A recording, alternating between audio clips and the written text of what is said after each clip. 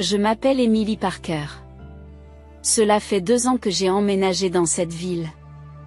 À la suite de la mutation professionnelle de mon mari, nous avons quitté la ville de Columbus, dans l'Ohio, pour nous installer dans ce quartier tranquille de la banlieue. Les rues bordées de maisons blanches clôturées sont presque parfaites. J'en suis à ma 7e année en tant que bibliothécaire, et je m'occupe principalement du programme populaire de l'heure du conte pour les enfants. Bien que je sois d'un naturel réservé et amoureux des livres, ma voix s'anime naturellement lorsque je suis avec les enfants. Je garde mes longs cheveux bruns attachés et je veille toujours à m'habiller de manière professionnelle. La bibliothèque publique de Bexley, située dans un bâtiment historique en briques, est devenue comme une seconde maison pour moi. Mon mari, David, est directeur d'agence à la First Community Bank. Connu pour sa compétence, c'est un homme mince qui porte des lunettes. Nous sommes dans notre 5e année de mariage et n'avons pas encore d'enfant. Il est la quintessence de la réussite professionnelle dans cette ville, faisant la navette dans son SUV noir après son café quotidien au drive-in. Ma belle-mère Margaret est une figure centrale de la scène sociale locale. Elle est membre senior de l'église méthodiste Grace et ancienne présidente de l'association des parents d'élèves. Dans cette église aux murs blancs et aux magnifiques vitraux, ses paroles ont un poids absolu. Depuis qu'elle a perdu son mari il y a 3 ans, elle est de plus en plus attachée à son fils, David. Avec ses cheveux blonds teints et ses vêtements de marque, elle organise de grandes fêtes chaque 15 août pour son anniversaire. Bien qu'elle soit connue publiquement comme une philanthrope, elle adopte souvent une attitude autoritaire avec les membres de sa famille. Puis il y a ma mère, Jane. Elle a gagné la confiance des élèves et des parents au cours de ses 30 années de carrière en tant qu'enseignante dans une école primaire locale. Elle vit seule depuis le décès de mon père il y a 5 ans. Ma mère, douce et réservée, est hospitalisée depuis 3 mois à l'hôpital Mount Carmeliste pour une pneumonie sévère. Il s'agit d'un hôpital général chrétien, et chaque jour, je prie pour son rétablissement en regardant la croix de l'église visible depuis la fenêtre de sa chambre d'hôpital. Sa meilleure amie et ancienne collègue, Mary Thompson, lui rend visite presque chaque semaine. Sarah Chen, son infirmière de nuit, parle gentiment à ma mère lors de ses rondes nocturnes et se préoccupe de ma fatigue. Je rencontre parfois le révérend Michael Brown, de l'église méthodiste Grace. Dans la chapelle de l'hôpital. Nous sommes à la Miao. L'air humide de l'été enveloppe cette ville conservatrice. Dans cette ville où les activités ecclésiastiques et les œuvres caritatives sont florissantes, je suis maintenant confrontée au choix le plus difficile de ma vie. Alors que l'état de santé de ma mère devient critique, la fête d'anniversaire de ma belle-mère se profile à l'horizon dans 2 jours. Cet événement, qui devrait accueillir plus de 100 invités comme d'habitude, est censé être le plus grand événement social de la communauté locale. Ce devait être une réunion glamour des personnalités influentes de la ville, dont Linda Davis, la présidente de l'association locale des femmes. Je me sentais déchirée entre les soins à donner à ma mère et la préparation de l'anniversaire de ma belle-mère. Le gâteau élaboré commandé spécialement chez Cheryl's Cookies, le traiteur haut de gamme de Cameron Mitchell. La confirmation de ces derniers préparatifs m'ont fait perdre un temps précieux, celui de tenir la main de ma mère dans sa chambre d'hôpital. Où en sont les préparatifs? Avez-vous vérifié toutes les réponses aux questions des invités? As-tu confirmé les derniers détails avec le traiteur? Je soupire doucement en entendant la voix de ma belle-mère au téléphone. Le ciel crépusculaire visible depuis la fenêtre de la chambre d'hôpital est inquiétant. Le son rythmé du respirateur de ma mère et la sonnerie de mon smartphone resserrent leur emprise sur mon cœur. Comment échapper à cette situation impossible? Et puis le jour fatidique est arrivé. Entre minuit et l'aube, l'état de ma mère s'est rapidement détérioré. Dans la chambre stérile de l'unité de soins intensifs, entourée de murs d'un blanc immaculé, je lui tenais continuellement la main. Les bruits du respirateur et les ondes du moniteur cardiaque semblent à peine maintenir ma mère en vie. Sarah est venue nous voir à plusieurs reprises, mais son expression s'est assombrie à chaque visite. À 5 heures du matin, le téléphone du poste d'infirmière a sonné. Lorsque le son a résonné dans le couloir, je me suis instinctivement levée. J'ai couru sur le sol en linoléum blanc, mais pas semblant anormalement bruyant. À eu bout du couloir faiblement éclairé, Sarah m'attendait. Dès que j'ai vu son expression, quelque chose s'est figé en moi. La voix d'Émilie Sarah mêlait douceur et tristesse. Ma mère était déjà décédée. Elle reposait tranquillement dans la chambre blanche, comme si elle dormait simplement. Mais lorsque j'ai pris sa main, sa froideur m'a transpercé le cœur. Elle a appelé Émilie à la fin. Et elle a dit « Merci ».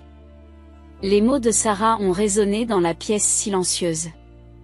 Tenant toujours la main de ma mère, je n'ai pas pu retenir mes larmes. De l'autre côté de la fenêtre, l'aube commençait à colorer le ciel. À eu loin, la sirène d'une ambulance résonnait sur le parking de l'hôpital, sous une lumière tamisée. À 6h30, j'ai essayé d'accepter la réalité en prenant un café à la cafétéria de l'hôpital. Malgré l'heure matinale, plusieurs membres du personnel médical étaient déjà en train de prendre leur petit déjeuner. Leurs blouses blanches brillaient sous les lumières fluorescentes. À 7h du matin, dans la salle d'attente de l'hôpital. Alors que je m'apprêtais à contacter les pompes funèbres, mon smartphone a sonné. Ma main a tremblé en voyant le nom de ma belle-mère s'afficher à l'écran.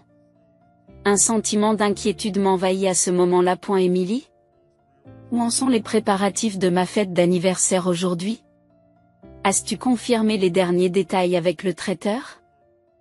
Ma gorge se serra à cette question soudaine. Il fallait que je lui parle de la mort de ma mère. Mais les mots ne sortaient pas. Eh bien, ma mère est décédée ce matin. Quelques secondes de silence. Pendant ce temps, les battements de mon cœur tonnaient à mes oreilles. Oh, je vois. Je lui présenterai mes condoléances plus tard. Pour l'instant, ce qui compte, c'est ma fête d'anniversaire. Tu n'as même pas vérifié toutes les réponses, n'est-ce pas ? Quelque chose en moi s'est effondré à la voix froide de ma belle-mère. J'ai saisi le téléphone avec incrédulité. Mais je dois organiser les funérailles. L'enterrement de ta mère ? Cela peut attendre. Ma fête d'anniversaire est prioritaire. Plus de 100 invités vont venir. J'ai tout organisé, le gâteau de Cheryl's Cookies. Le traiteur de Cameron Mitchell. L'enterrement de ta mère peut être reporté. Les mots de ma belle-mère dans le combiné m'ont transpercé le cœur comme des lames de glace. Mes mains n'arrêtaient pas de trembler. J'ai désespérément réprimé un cri qui montait dans ma gorge. Avant de pouvoir essuyer mes larmes, j'ai entendu les pas de David dans le couloir. Le bruit de chaussures en cuir s'approchait. Mon mari est apparu, smartphone à la main, l'air pimpant. Sarah faisait semblant d'organiser des documents à une courte distance, observant secrètement la scène. Je l'ai aperçu, son smartphone à la main. Et ma mère m'a dit. Tu vas certainement participer à la fête d'anniversaire aujourd'hui, n'est-ce pas ? Mes espoirs ont été complètement anéantis par la voix froide de mon mari. Il n'y avait plus aucune trace de sa douceur habituelle. David, ma mère vient de mourir ? La mère que tu as rencontrée plusieurs fois. Ma voix tremble. David a ajusté ses lunettes et a parlé d'un ton professionnel. Maman a raison. Ne gâche pas un événement familial. Un enterrement peut être reporté. L'anniversaire de maman n'est qu'aujourd'hui. Plus d'une centaine d'invités se réuniront à l'église méthodiste Grèce. Alors que je saisissais mon smartphone en tremblant et que je fixais mon mari, la caméra du téléphone de Sarah enregistrait silencieusement ce moment sans cœur. Son sens de la justice lui permettait de s'assurer que ce moment resterait à jamais gravé dans les mémoires. À 8h du matin, dans la chapelle de l'hôpital. Les rayons du soleil matinal qui traversent les vitraux illuminent doucement l'espace silencieux. À eu son de la faible musique d'orgue de Amazing Grace, j'ai prié seul. Les larmes ne s'arrêtaient pas tandis que je priais pour que l'âme de ma mère repose en paix. C'est alors que Marie, la meilleure amie de ma mère, s'est précipitée à l'intérieur. Ses pas ont brisé le silence de la chapelle. Je me suis levée, essuyant mes larmes. Les yeux de Marie mêlaient colère et tristesse, le chagrin d'avoir perdu son amie de 30 ans et la colère face à la cruauté avec laquelle on traite les personnes en deuil. Une telle cruauté. Je le dirai à tout le monde. Tout le monde dans cette ville respectait Jane. Personne ne pardonnera les actes de votre belle-mère. Alors que les hymnes se font discrets, je prends ma décision. La lumière du matin qui pénétrait dans la chapelle semblait illuminer ma détermination. Le sens de la justice et de la compassion que ma mère m'a enseigné palpitait fortement en moi. Je vous remercie. J'y vais à l'enterrement de ma mère. À ce moment-là, mon cœur était clair. Les cloches de l'église sonnaient au loin, annonçant le début d'une nouvelle journée. Derrière les vitraux brillants comme de la nacre, j'avais l'impression que ma mère veillait sur moi. Ce matin-là, à 9 h, Sarah ouvre son compte Facebook. Ses mains tremblent légèrement. En tant qu'infirmière, la protection de la vie privée des patients est un devoir absolu. Cependant, elle ne pouvait pas ignorer ce traitement cruel. Prenant une profonde inspiration, elle a appuyé sur le bouton poster. Ce matin, j'ai été témoin de quelque chose à l'hôpital où je travaille. Une enseignante bien-aimée qui avait passé 30 ans à s'occuper des enfants de cette ville est décédée. Ensuite, le message a inclus la conversation téléphonique avec ma belle-mère et la confrontation avec mon mari. L'audio et la vidéo étaient clairs et transmettaient avec force la cruauté du moment. À eu cours de la première heure, le message s'est répandu discrètement au sein des groupes communautaires locaux. Puis, progressivement, les commentaires ont débordé de colère et de tristesse.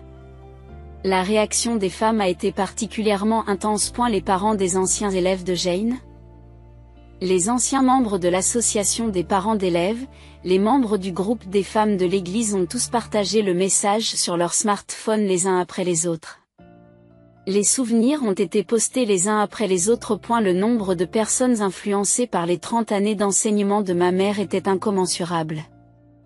Et maintenant, tous ces gens avaient les yeux rivés sur l'écran de leur smartphone. À midi, le message avait été partagé plus de 2000 fois. Le site d'information en ligne local, Columbus Dispatch, a commencé à couvrir l'histoire. Un article intitulé « Incroyable incident le matin de la mort de l'enseignante bien-aimée » s'est répandu instantanément. Les anciens élèves de ma mère ont commencé à publier des photos souvenirs sur leur page Facebook. Les mots accompagnant chaque photo racontaient l'histoire de la vie de ma mère. Une déclaration du révérend Michael Brown a été publiée sur la page Facebook officielle de l'Église méthodiste de Grèce. Notre Église a toujours valorisé l'amour et la miséricorde, conformément aux enseignements du Christ. Cet incident contredit gravement cet esprit. En tant qu'Église, nous ne pouvons pas approuver l'organisation de la fête d'anniversaire d'aujourd'hui. Immédiatement après cette publication, Linda Davis, présidente de l'Association des femmes, a également publié une déclaration. Nous ne pouvons absolument pas tolérer un tel comportement antichrétien. La salle de l'église qui devait accueillir la fête. Des décorations élaborées avaient été mises en place et un gros gâteau d'anniversaire avait été apporté. Cependant, le nombre d'invités n'a pas atteint la moitié de ce qu'il était les années précédentes. Le traiteur haut de gamme de Cameron Mitchell. Le gâteau commandé spécialement par Cheryl S. Cookie. Bien qu'elles aient été apportées sur place, la plupart des tables sont restées vides. Les participants chuchotent en regardant leur smartphone. Les amis de ma belle-mère ont commencé à partir les uns après les autres. L'attitude paniquée de ma belle-mère. L'expression confuse de mon mari. Tout était partagé en temps réel sur les médias sociaux. Les personnalités locales influentes ont commencé à exprimer leurs regrets les unes après les autres. Autrefois, assister à la fête d'anniversaire de ma belle-mère était un symbole de statut dans cette ville. Aujourd'hui, cette présence est synonyme de risque social. Les gens disparaissaient en invoquant diverses excuses. Une atmosphère pesante régnait sur les lieux. Ma belle-mère consultait sans cesse son smartphone, incapable de cacher son anxiété. C'est alors que le révérend Michael Brown est apparu dans la salle. Debout au centre de la salle, il s'est exprimé calmement mais fermement. Madame Margaret Watson. Vos actions contredisent les principes de notre Église. Je dois vous demander de cesser immédiatement cette fête dans ce bâtiment. À ces mots, Linda Davis, la présidente de l'Association des femmes, se lève. Les membres qui l'entourent se lèvent également à l'unisson. L'association des femmes cessera toute activité avec vous à partir de maintenant. La salle était presque vide. Les décorations et les plats élaborés, le gâteau d'anniversaire qui n'a jamais été coupé, tout est resté là. Inutile. Ma belle-mère est restée bouche bée. Mon mari consultait son smartphone à plusieurs reprises, l'air perdu. Puis les cloches de l'église ont sonné 5 heures. Ce son semblait annoncer le début de leur effondrement social. Pendant ce temps, à la chapelle de l'hôpital, un petit service de prière avait commencé devant le corps de ma mère. Ses anciens élèves, ses collègues et les membres de l'association des parents d'élèves, des personnes qui avaient vu les messages sur les réseaux sociaux, se sont naturellement rassemblés. Des fleurs qui coulent dans la chapelle. Des mots de prière à la mémoire de ma mère. Et ma détermination. Tout le monde sentait que ce serait un nouveau départ. Le lendemain matin, le Columbus Dispatch a publié un grand titre en première page. Fête d'anniversaire après la mort d'une enseignante bien-aimée. Les actions d'une femme éminente choquent la communauté locale. L'article retraçait soigneusement les 30 années de carrière d'enseignante de ma mère et incluait les commentaires de nombreux anciens élèves et parents. Il se terminait par une critique acerbe des actes de ma belle-mère. À côté de l'article figurait une photo de ma mère, dont le doux sourire entouré d'enfants touchait le cœur des lecteurs. Les sanctions sociales à l'encontre de ma belle-mère ont commencé à une vitesse inimaginable. Tout d'abord, le conseil exécutif de l'église méthodiste Grèce a tenu une réunion d'urgence. Il a décidé de révoquer son statut de membre senior. Et la lettre de recommandation de démission qui lui a été remise par le révérend Michael Brown indiquait: Notre Église valorise l'amour et la miséricorde par-dessus tout. Vos actions s'opposent directement à ces principes fondamentaux. Vint ensuite un avis d'expulsion de l'Ohio Charitable Association Fédération de l'Association caritative de l'Ohio. Diverses organisations caritatives auxquelles ma belle-mère avait longtemps participé ont annoncé l'une après l'autre la rupture de leurs liens. Son nom a discrètement disparu du site web de chaque organisation. Et la position de mon mari à la banque s'est également rapidement détériorée. Les clients de la First Community Bank ont commencé à déposer des demandes de transfert d'agence les uns après les autres. La réaction a été particulièrement vive de la part des parents des anciens élèves de ma mère. Nous ne pouvons pas confier nos dépôts à une banque dont le directeur d'agence fait partie d'une famille aussi inhumaine. Des lettres anonymes sont arrivées au siège de la banque. Le supérieur de mon mari l'a sévèrement réprimandé. Os problèmes familiaux sont devenus un problème de crédibilité de la banque. Réglez ce problème. Fidèle à ses paroles, les soldes des dépôts diminuent chaque jour. Les performances de la succursale se sont effondrées. Mon mari a fini par être rétrogradé au rang d'employé ordinaire au siège. Un enseignant qui avait été le collègue de ma mère et qui vivait près de la maison de mon enfance a publié un article sur mon mari. Alors que Jane était hospitalisée, il ne lui a jamais rendu visite. Même lorsqu'il a appris que la mère de sa femme était dans un état critique, il a donné la priorité à son travail. Et elle s'est avéré que ce poste avait été obtenu grâce aux relations de sa mère. Le message s'est répandu instantanément, diminuant encore la place de mon mari au sein de la banque. Et la déchéance sociale de ma belle-mère a été encore plus dramatique. D'anciens amis ont cessé de répondre à ses appels. Les invitations à des fêtes et à des activités caritatives ont cessé. Et les gens détournaient délibérément le regard lorsqu'ils la croisaient au supermarché. Les propriétaires de boutiques haut de gamme ont commencé à refuser poliment sa clientèle. Nous sommes désolés, mais nous sommes actuellement en rupture de stock. Malheureusement, cet article est déjà réservé. Derrière les mots polis en apparence, un rejet froid était clairement indiqué. Les relations de voisinage se sont également rapidement refroidies. Personne ne la saluait lors de son jogging matinal. Même à l'église le dimanche, les sièges voisins restaient vides. Des critiques acerbes ont également été formulées par des membres de la famille. L'oncle de mon mari, cadre dans une grande entreprise locale, a envoyé une lettre annonçant la rupture des liens familiaux pour atteinte à l'honneur de la famille. Pendant ce temps, de nouveaux liens ont commencé à se tisser autour de moi.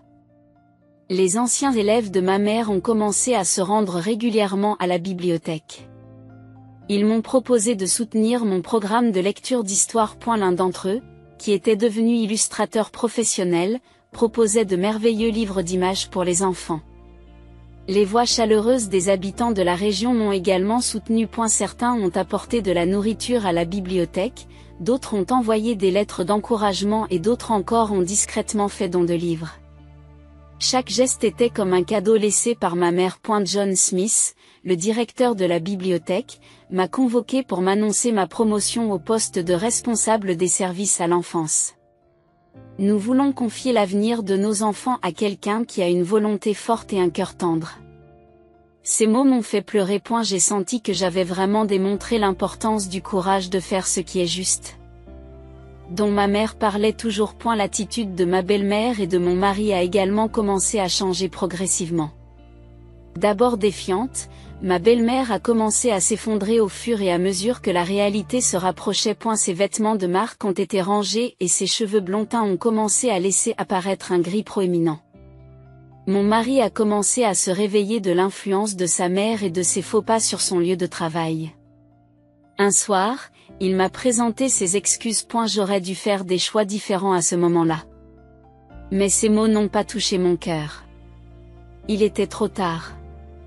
Ma détermination à suivre un nouveau chemin de vie s'était consolidée. Je voulais désormais protéger par mes propres forces le sens de la justice et de la compassion que j'avais appris de ma mère. Lorsque j'ai signé le bail de mon nouvel appartement, trouvé par l'intermédiaire du centre local d'aide aux femmes, ma main n'a pas tremblé. Il était temps de faire un nouveau pas en avant. En portant les enseignements de ma mère dans mon cœur. 6 mois se sont écoulés depuis ce jour. La banlieue de Columbus changeait de saison, passant de l'automne à l'hiver. À travers les fenêtres de la bibliothèque, je pouvais voir les dernières feuilles d'automne danser le long de la rue bordée d'arbres. En tant que responsable des services à l'enfance, je venais de terminer la rédaction d'une proposition pour un nouveau programme destiné aux enfants. Ma belle-mère et son mari ont été contraints de quitter l'Ohio 2 mois après l'incident. Ils se sont installés dans une petite ville du Massachusetts, pensant que personne ne les connaîtrait. Le jour du déménagement, l'apparence de ma belle-mère avait complètement changé. Elle avait vendu ses vêtements de marque et ses bijoux coûteux, adoptant une apparence ordinaire. Ses cheveux, autrefois blonds, étaient redevenus grisonnants et son visage, sans maquillage, paraissait plus vieux que son âge réel. Émilie, avant de charger le dernier carton dans le camion, ma belle-mère m'a appelé. Sa voix n'avait plus rien de l'arrogance d'antan. Ce jour-là, j'ai commis une erreur impardonnable. Je n'ai pas écouté le reste. J'ai tourné le dos en silence et je suis allé travailler à la bibliothèque. Je n'ai pas eu envie de me retourner. Mon mari a démissionné de la banque. J'ai appris qu'il vivait désormais avec sa mère et travaillait dans une petite agence d'assurance du Massachusetts. Il n'y a aucune trace de l'ancien directeur de la succursale à son sujet. Lorsque j'ai signé les papiers du divorce récemment, j'ai reçu un message de sa part. Je suis sincèrement désolée. Ces excuses d'une ligne ont marqué la fin de nos 5 années de mariage. À l'église méthodiste Grèce, un nouveau membre senior a été élu pour remplacer ma belle-mère. Étonnamment, il s'agissait d'une ancienne élève de ma mère. Elle a considérablement réformé les activités de service communautaire de l'église, en veillant à ce qu'une aide plus substantielle parvienne aux personnes dans le besoin. C'est ce que Madame Jane aurait fait, a-t-elle dit, en utilisant ce principe pour guider ses activités. Ma nouvelle vie a commencé à s'inscrire dans le sillage de l'héritage de ma mère. L'heure du conte de la bibliothèque est devenue encore plus populaire qu'auparavant. Les anciens élèves de ma mère ont commencé à amener leurs propres enfants. Des rumeurs se sont répandues sur l'heure du conte avec l'enseignante qui est la fille de l'enseignante de notre grande-mère. Récemment, mon exposition spéciale Remembering Our Teacher a été bien accueillie. Elle présentait des photos des collègues enseignants de ma mère, des messages d'anciens élèves et des archives d'anciens événements scolaires. Ces objets ont permis de tisser des liens entre les générations. Mon nouvel appartement se trouve à 10 minutes à pied de la bibliothèque. Bien que petite, la pièce est confortable et baignée d'une lumière chaude. L'étagère contient les livres préférés de ma mère et les murs sont décorés de photos des enfants. Ma vie a changé radicalement au cours de ces 6 mois. Mais ce n'est pas un changement que je regrette. Au contraire, j'ai le sentiment d'avoir trouvé le chemin que je devais emprunter. Aujourd'hui, c'est le premier anniversaire de la mort de ma mère. Depuis le matin, les gens se rassemblent au cimetière du Mont Carmel. D'anciens élèves, des collègues, des membres de l'association des parents d'élèves, des personnes qu'elle a rencontrées au cours de ses 30 ans de carrière d'enseignante, viennent lui rendre visite avec leurs propres souvenirs. Des fleurs fraîches sont continuellement déposées sur la pierre tombale en marbre blanc.